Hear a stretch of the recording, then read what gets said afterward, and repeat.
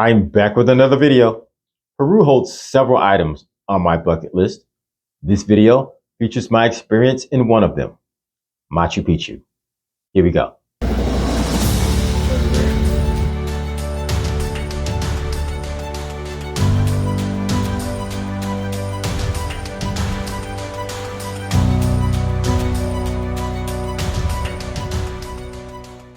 Just about every trip to Machu Picchu begins in Cusco, Peru. There are several ways to reach Cusco. I chose to fly. It was a beautiful flight. You can take a bus, but that ride is somewhere between 20 and 24 hours long. No. Cusco is special for a number of reasons. It is the former capital of the Inca Empire. It is home to a number of the Inca Empire's historic sites.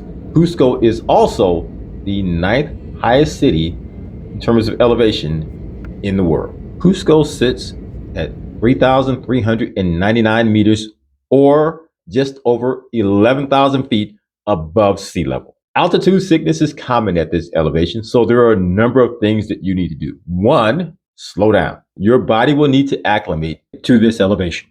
It is also important that you drink a lot of water. You have to stay hydrated. And notice I did say water. However, do not drink tap water in Peru, because if you do, you're going to have an entirely new set of problems aside from altitude sickness. Something else you may consider is you can drink coca tea. Yes, that is tea that is made from the leaves that people use to make this white powder that a lot of people put in their noses. With that said, remember this: you can drink coca tea, have coca leaves, you can have coca gummies, you can have all of that while you are in Peru. Do not, I repeat, do not leave the country with that, because you are going to encounter some legal issues. As I said, Cusco is the capital of the Inca Empire.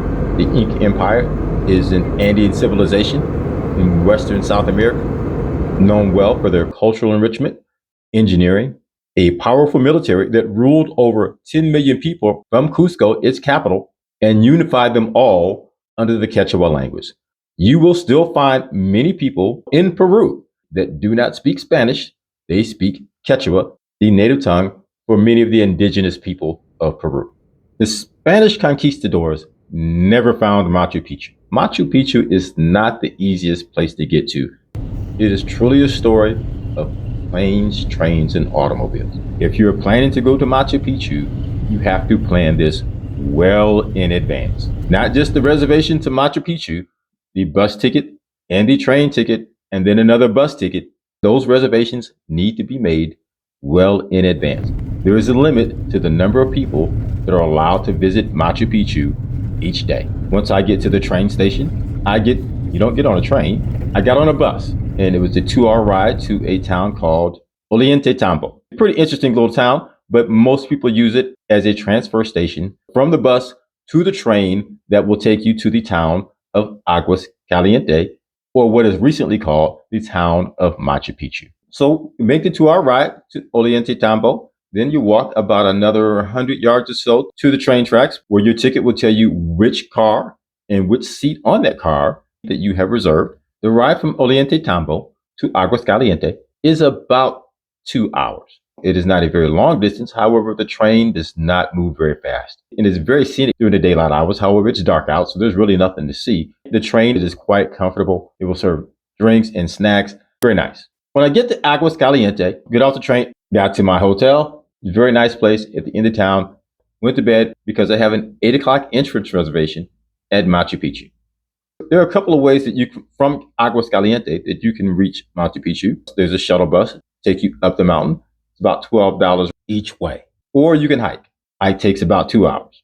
I walk out of the hotel and I see a line that looks like there are 1 million people in it. I had read that this is something that is very common, and not to panic, because the shuttle buses run just about every 2 minutes. I was there an hour in advance of my reservation, and I was still so far back that I couldn't see the bus terminal. While standing in line, someone will come and check and verify your ticket and reservation time. And if you do not have a ticket, you will be asked to step out of line, because they will not allow you on the bus. The line whittles down, only took about 20 minutes to get on the bus, and the bus starts up the mountain. On the right, you realize this is why the Spanish conquistadors, during the colonization of Peru, never found this incredible site. The ruins in Machu Picchu are in a cloud forest. No one would ever suspect that there is a city up there. As they're traveling back and forth on the switchbacks and getting to a higher elevation, I'm starting to absorb the beauty of the Andes mountain range. It was stunning. The bus arrives at the entrance to Machu Picchu. I get out and I just stand there for a minute. And something that I noticed, there are dogs everywhere. And I noticed this in Cusco. I noticed this in Ollantaytambo, and here again at Machu Picchu. Then I approach the gate. When you arrive at the gate, and actually even at Aguas Calientes, there are going to be a number of people there selling their guide services.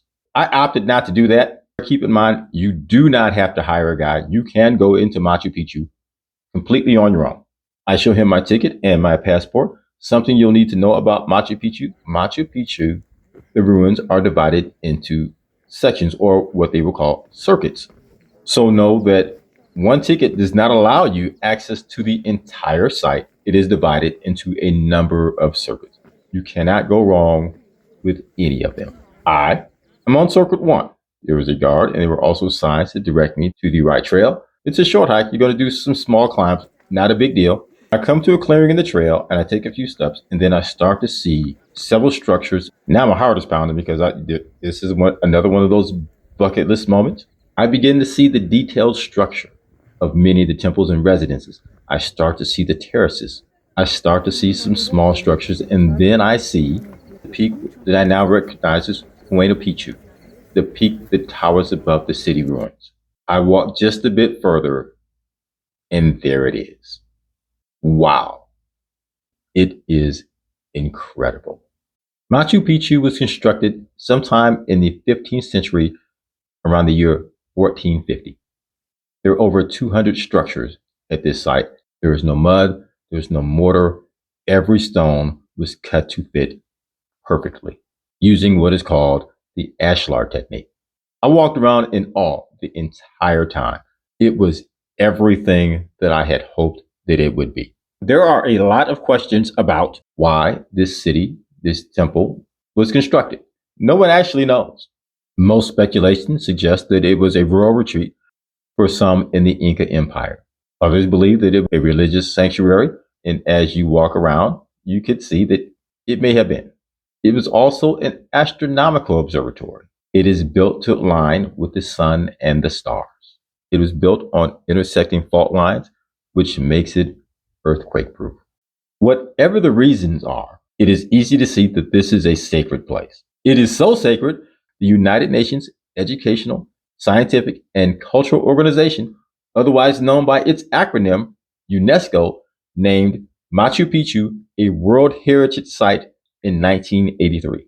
In the year 2007, it was named one of the new 7 wonders of the world. And I can tell you that it is very deserving of that accolade. The Peruvian government allows somewhere between 4,000 and 5,600 people to visit per day, depending upon the season. Machu Picchu operates on the timed entry system. You do yourself a really big favor by making reservations as early in the day as possible. 1, because you're going to want to take as much time as you can while you're here. And 2, Machu Picchu is in a cloud forest. It tends to get cloudy and or rain in the afternoons, even in the dry season, which is April to October. If you are on Circuit 1, you will have an opportunity to hike to what is called the Sun Gate, which is the original entry point to Machu Picchu. If you take the Inca Trail, a 4-day trek up the mountain, this is where you will enter. This Sun Gate gives you a bird's eye view of the Machu Picchu ruins. It took me about 45 minutes to get there. I hiked and photographed what I thought was just about every inch of Circuit 1, and I still just couldn't believe what I was looking at. I said earlier that Machu Picchu was built in the 15th century, somewhere near the year 1450. However, it was only occupied for about 100 years. There is a lot of speculation about why. Many believe it was likely due to the collapse of the Inca Empire. Others believe it was the spread of smallpox that was brought by the conquistadors during the Spanish conquest. that devastated the native population, and others believe that it was internal strife and political change. In any event, it sat abandoned for centuries. In many places, you will read that Machu Picchu was rediscovered by a gentleman named Hiram Bingham. Hiram Bingham was a professor at Yale University, and his expedition in Peru was sponsored by Yale University and the National Geographic Society. And historians will tell you that he discovered Machu Picchu in 1911. Nope. Machu Picchu was discovered by a Peruvian man named Augustin Lozada in July of 1902. There were also several farmers who lived in the area who were very familiar with the ruins. When Hiram Bingham came and he asked about the ruins, they said, "Oh, yeah, they're up there. We'll show you where they are." And because of his backing by Yale University and the National Geographic Society, who were very powerful people at the time, he was credited with the discovery. He did not discover it. However, he should be credited with this. Hiram Bingham introduced Machu Picchu to the rest of the world. Also, keep in mind, after 3 centuries of being abandoned, the forest had consumed the ruin.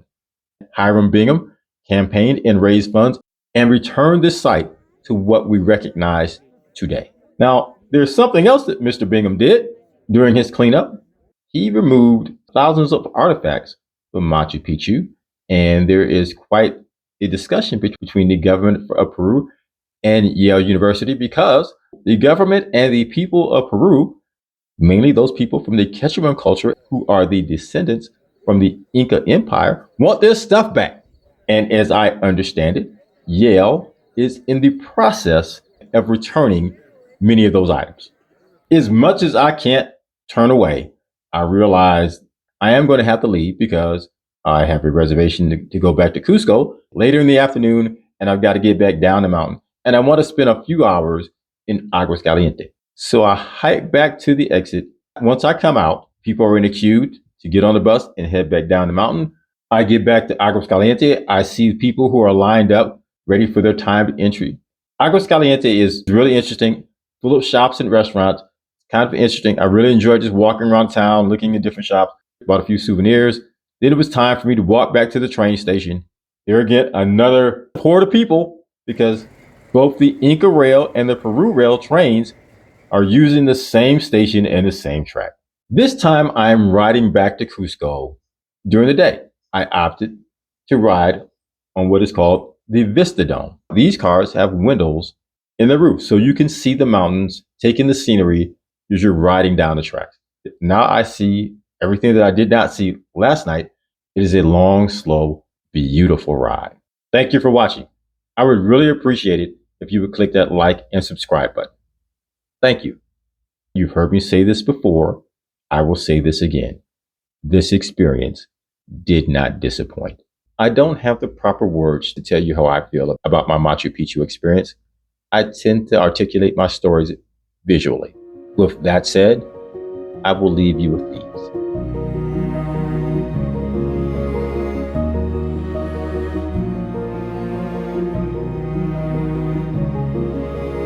Thank you for watching. I'll be posting another video soon. Please tune in.